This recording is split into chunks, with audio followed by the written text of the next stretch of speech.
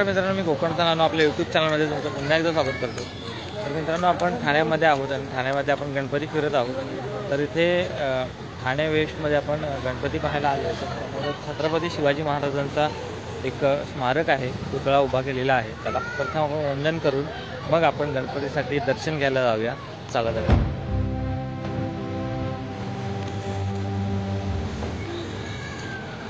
छत्रपती शिवाजी महाराज यांना वंदन करून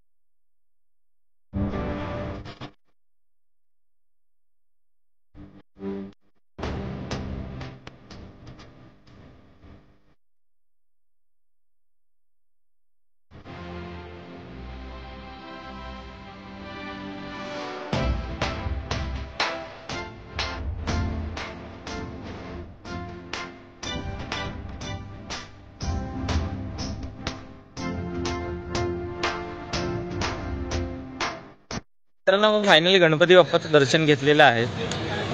गणपती बाप्पाचं पण दर्शन घेऊन आता आपण घरी जाणार आहोत। तर तुम्हाला ही व्हिडिओ कशी वाटली हे कमेंट करून नक्की कळवा। चॅनल नवीन असेल तर सबस्क्राईब करायला विसरू नका आणि पुन्हा एकदा आपण छत्रपती शिवाजी महाराजांना वंदन करूया आणि ही व्हिडिओ इथंच थांबूया। जय शिवराय।